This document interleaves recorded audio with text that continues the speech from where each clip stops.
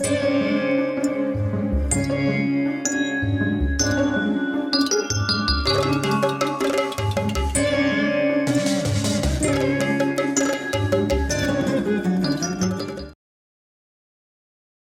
రోజున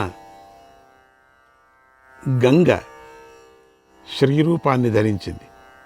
ఎందుకని ఎన్నో రోజులు అయిపోయింది, ఎన్నో రోజులు అని చెప్పచ్చు, ఎన్నో ఏళ్ళు అయిపోయింది. ఇప్పుడు కుడి తొడపై కూర్చుంది, శ్రీరూపాన్ని ధరించి వచ్చింది గంగమ్మ తల్లి. ఇప్పుడు ఎందుకంటే శాపం కదా గంగమ్మ తల్లికి, లేకపోతే ఆవిడెందుకు వస్తుంది? ఇప్పుడు అమ్మా నీ కోరిక ఏమిటి అని అడిగాడు.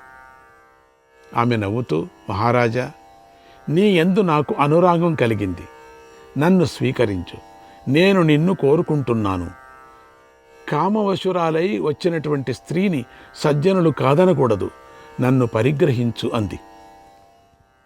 ప్రతీపుడు, సుందరి, నేను కామంతో పరస్త్రీని కామించను, అన్యవర్ణ స్త్రీ సమాగమనాన్ని నిషేధించుకున్నాను, ఇది నా ధర్మవ్రతం అన్నాడు. ఆమె, మహారాజా, నేను కళంక చరితను కాను, నీకు అశుభాన్ని కోరేదాన్ని కాను, నీ యందు అనురాగం కలదానని, దివ్య కన్యను, నన్ను స్వీకరించు అంది. ప్రతీపుడు, ఓ అమ్మాయి, ప్రాప్య దక్షిణమూరుమ్యేం త్వమాశ్లిష్ట వరాంగనే అపత్యానాం శృషూణాం చ భీరు విద్యేతదాసనం. నువ్వు నా కుడి తొడపై కూర్చొని నన్ను ఆలింగనం చేసుకున్నావు. ఓ పిరికిదానా, ఇక్కడ కూర్చునే అవకాశం కేవలం సంతానానికి, కోడళ్లకు మాత్రమే ఉంది. కామినీ స్త్రీలు ఎడమ తొడపై మాత్రమే కూర్చోవాలి, నువ్వు దానిపై కూర్చోలేదు కనుక నేను నిన్ను కామించను. ఇక్కడ కోడళ్ళు, పిల్లలు మాత్రమే ఇక్కడ కుడితొడ మీద కూర్చోవటం. ఇక్కడ కుడితొడ మీద ఏ స్త్రీ అయినా కూర్చుందంటే తల్లులు కానీ, కోడళ్ళు కానీ, కూతురు కానీ కూర్చోవచ్చు అని చెప్పారు. ఈ ఎడమ తొడ ఉంది కదా, ఇక్కడ కూర్చుంటే అది భార్యతో సమానం అయిపోతుంది. కనుక నేను నిన్ను కామించను. మాత్రం ఒకటి చెప్తా, ఇక్కడ కూర్చున్నావు కాబట్టి నా కోడలిగా గౌరవిస్తాను, నిన్ను ప్రేమిస్తాను. అందుకే నిన్ను నా కుమారుడి కోసం వరిస్తున్నాను. నాకు కోడలివికా అన్నాడు. ఇక్కడ కూర్చోబెట్టుకుంటే కోడలి, నువ్వు నా కోడలు. అందుకని గంగ అంగీకరించింది. గంగకు కావలసింది అదే, గంగ అంగీకరించింది. ఎందుకంటే ఈయన మహాతపస్వి, ఎక్కడే మళ్ళీ శాపం పెట్టి ఇంకేమైపోతా ఉందో గంగ, అందుకని ఈ పని చేసింది. ఇది బ్రహ్మసృష్టి, బ్రహ్మలీల కదా. ఆవిడికి తెలీదా కుడి తోడ అంటే ఏమిటి, ఎడమ తోడ అంటే ఏమిటి? గంగమాతకు తెలీదా తల్లి? చెప్పండి మరి. ఇదంతా కావలసిగా చేసింది. గంగ అంగీకరించింది. అలాగే నువ్వు చెప్పినట్లే చేస్తాను, నీ కుమారుడినే వరిస్తాను. మామగారు, లోకవిఖ్యాతి గడించినటువంటి నీ భరత వంశాన్ని సేవిస్తాను. మామగారు, మీ వంశంలోని వారందరూ మంచితనంలో ఖ్యాతి గడించిన వారు. మామగారు, నేను ఒక నియమంతో నీకు కోడలిని అవుతాను. మామగారు, ఇన్ని మాట మామానిందా? ఏమో నేను అనుకుంటున్నా సరదాగా. దానికి ప్రభు దానికి అంగీకరించండి. అదేమంటే నేను ఏ పని చేసినా అతడెప్పుడూ అంగీకరించాలే కానీ కాదని ఇక్కడే శపథాలు పెట్టేస్తున్నది ఎవిడ గంగమ్మ తల్లి. మామగారు, నేను ఒప్పుకున్నాను, కానీ నాకు ఒక షరత్తు. అదేమిటంటే, ఆ షరత్తు నేను ఏ పని చేసినా, ఎందుకంటే ఇక్కడ ఆ షరత్తు కోసరమే వచ్చి మామగారి తొడ మీద కూర్చుంది. ఈ మామగారు సామాన్యుడు కాదు, అగ్ని సామాన్యుడు కాదు. అందుకని ఇక్కడ ట్రిక్ చేసింది. ఆ దేవత కదా, గంగమాత ఏం సామాన్యమా చెప్పవలన? ఇప్పుడు ఇక్కడే ఇరకాటం పెట్టేసింది బాగా. నేను ఏ పని చేసినా, ఎందుకంటే తండ్రి చెప్తే ఇంకా కొడుకు వినాల్సిందే, అంత లేకపోతే చంపేస్తాడు. ఏ పని చేసినా అతడెప్పుడు అంగీకరించాలే కానీ కాదనకూడదు. నా ప్రవర్తనను సందేహించకూడదు. నా పనికి అడ్డం రాకూడదు. ఆటంకం కల్పించకూడదు. ఏమైనా మధ్యలో ఏది చెప్పినప్పటికి కూడా ఇక నేను ఉండను. నీ నియమానికి కనుక ఈ నియమం ఒప్పందం చేసుకుంటూ ఉన్నది మామగారితో. మామగారు, ఒప్పందం చేసుకుంటున్నాం. ఈ నియమానికి కనుక నువ్వు అంగీకరిస్తే మామగారు, నీ కొడుకుని నేను ప్రేమిస్తాను మామగారు, పెళ్లి చేసుకుంటాను మామగారు. అప్పుడు నాకు కలిగే పుత్రుల ద్వారా నీ పుత్రుడికి స్వర్గము లభిస్తుంది అంది.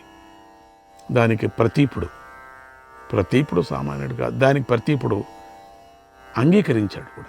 ఎందుకంటే తనెంట పడుతుంది కదా ఈవిడ, లేకపోతే. అందుకని సరేలే, అట్లే కానీలే అమ్మా, కోడలమ్మ అట్లే కానీలే. ఆమె వెంటనే అక్కడే అదృశ్యమైపోయింది. ఆమె వెళ్ళలేదు, ఇంటికి వెళ్ళినట్టుగా అదృశ్యమైపోయింది. ప్రతీపుడు గంగ మాటలను మనస్సులో ఉంచుకొని భార్యతో కలిసి పుత్రుల కోసమే తపస్సు చేశాడు. ఇంకా పుత్రులు పుట్టలేదండి. ఆ వ్రతం ఫలించింది. ప్రతీపుడి భార్య గర్భం ధరించింది. పుత్రుడు పుట్టక ముందేనే ఈ కోడలు గారు ఒప్పందం చేసుకుంది. కొంతకాలానికి ఒక మగబిడ్డను కన్నది. నాటి మహాభిషుడే వారికి పుత్రుడిగా పుట్టారు. మహాభిషుడే. శాంతస్య జజ్ఞే సంతానః తస్మాదాసీత్ స శాంతను.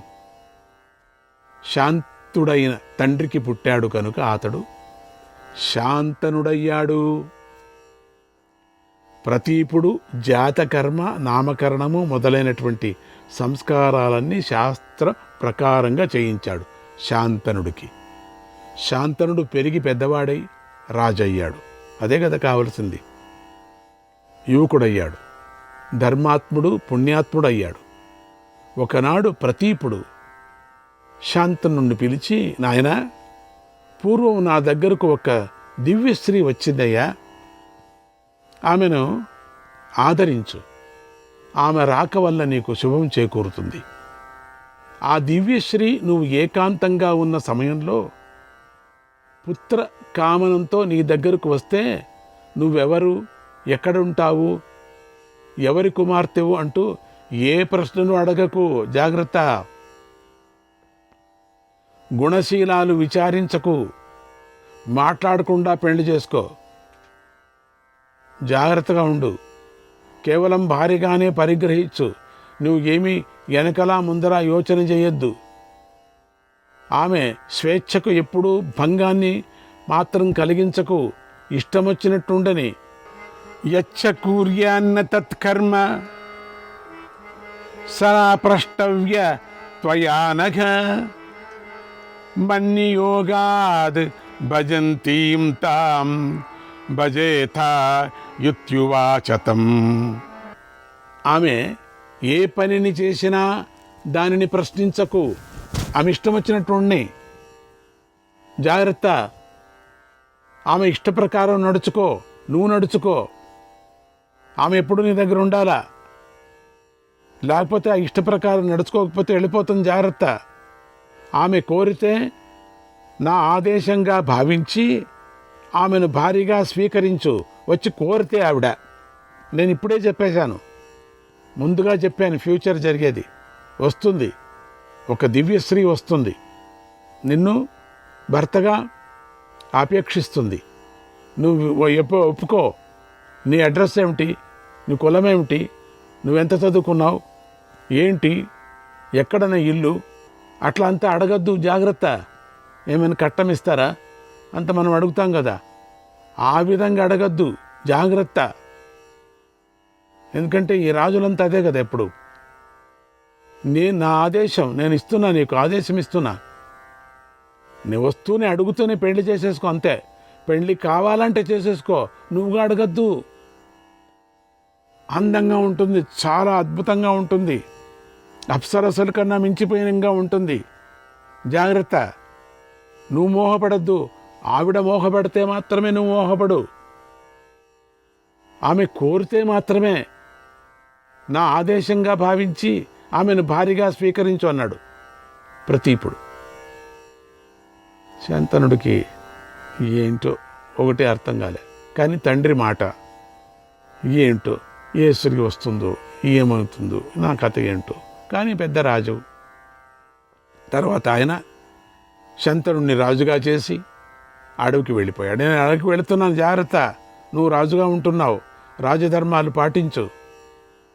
కాలం గడిచింది. ఒకనాడు శంతనుడు వేటకు వెళ్ళాడు. ఇంకా పెళ్లి కాలేదు. వేటలో బాగా అలసిపోయాడు. గంగా తీరానికి వచ్చాడు. అక్కడ శంతనుడికి మెలమెలా మెరిసిపోతున్నటువంటి ఒక దివ్య స్త్రీని కనిపించింది. ఒక దివ్య స్త్రీ కనిపించింది. శంతనుడు ఆమెను చూస్తూనే మోహించాడు. కానీ బయటకు చెప్పుకోలేడు. దివ్య స్త్రీ కనపడుతుంది, జాగ్రత్త అని చెప్పాడు కదా నాన్నగారు. మోహించాడు, అంతవరకే, లోపల మనసులో, బయటపడాడు.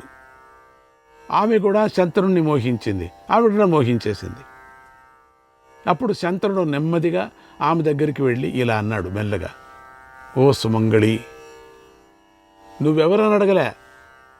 నువ్వు దేవకాంతవా, దానవకాంతవా, గంధర్వకాంతవా, అప్సరసవా, యక్షకాంతవా, నాగకాంతవా, లేదా మానవకాంతవా? దేవకన్యలాగా ఉన్న నిన్ను నేను కోరుకుంటున్నాను, అనుగ్రహించు, భర్తగా నన్ను వరించు అన్నాడు శంతనుడు. అంటే అంతట్లోపల ఆవిడ కూడా వరించింది అన్నాడు శాంతనుడు. ఓం శ్రీకృష్ణాయ పరమాత్మనే నమః. నారాయణ నారాయణ నారాయణ నారాయణ నారాయణ. గంగ శంతనుడి తీయని మాటలు విని ఆయన వద్దకు వచ్చింది. పూర్వం తాను వసువులకిచ్చిన మాటను గుర్తుకు తెచ్చుకుంది. అలాగే ప్రతీప్ మహారాజు మాటను కూడా తలుచుకుంది. ఇదే సరైన సమయమని భావించి సంతానాన్ని కోరుకుంటూ శంతనుడితో ఇలా అంది, రాజా, నేను నీకు దాసినవుతాను, నీ ఆధీనంలో ఉంటాను. యత్తు కూర్యామకం రాజన్ శుభం వా యది వా శుభం న తత్వారయితవ్యాస్మి న వక్తవ్యా తథా ప్రియం. రాజా, నేను మంచి చేసినా చెడు చేసినా ఏ పని చేసినా సరే నన్ను అడ్డుకోకూడదు. ఎప్పుడు మోహించాడో, ఇప్పుడు మామూలుగా ప్రేమలో పడిన వాళ్ళు ఏమంటారు తెలుసా, కొన్ని షరతులు పెడతారు, మంచి టైం అని. అన్ని షరతులు ఒప్పుకుంటారు. నా వశమైతే చాలు ఈ పిల్ల అని ఆతృతగా, కామాతృతగా ఉంటారు కాబట్టి ఒప్పుకుంటారు. తర్వాత మెల్లమెల్ల చచ్చిపోతారులేండి. అప్పుడు మాట ఒప్పుకున్న ప్రకారంగా చేయకపోతే వదిలేసిపోతా, విడాకులైపోతుంది. ఏ పని చేసినా సరే నన్ను అడ్డుకోకూడదు, జాగ్రత్త. నాకు కష్టం కలిగించేటట్టు మాట్లాడకూడదు, షరతులు పెట్టేస్తుంది. ఓ రాజా, ఇలా నడుచుకున్నప్పుడే నేను నీ దగ్గర ఉంటాను. నన్ను అడ్డగించిన, ఇష్టం వచ్చినట్లుగా అప్రియంగా మాట్లాడినా, ఏమాత్రము సందేహించినా నిన్ను పెట్టేస్తాను అనగానే శాంతనుడు అలాగే అని ఒప్పుకున్నాడు.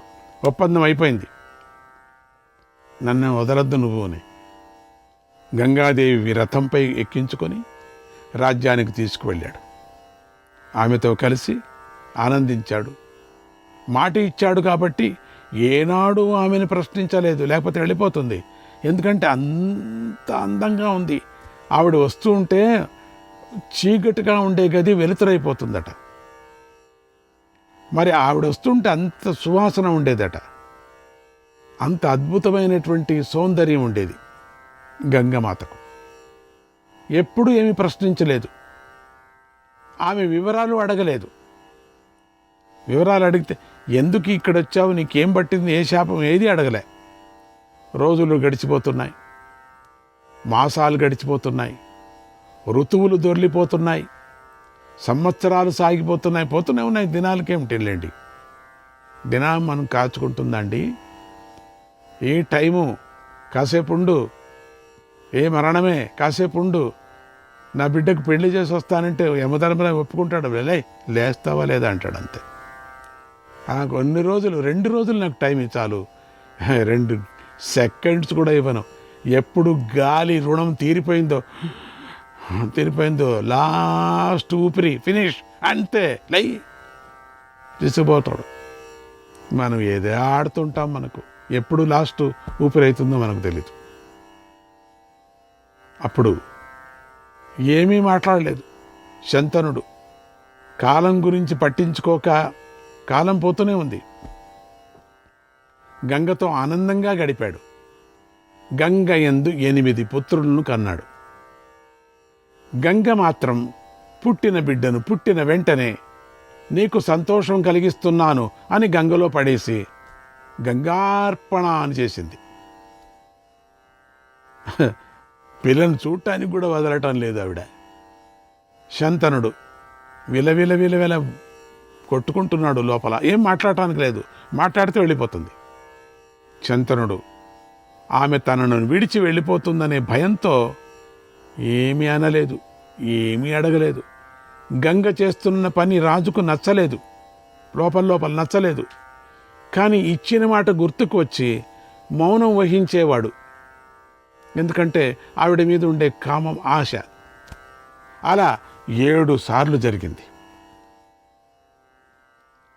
7 పిల్లలు తీసివేసింది గంగలో. కళకళలాడేటువంటి ముద్దలు, ఎంత కళనో ఆ పిల్లలు. చంద్రుణ్ణి సిగ్గుపడించేటువంటి కళ. దూరం నుంచి చూశాడంతే శంతనుడు, కానీ దగ్గరికి ఇవ్వలేదు ఆవిడ.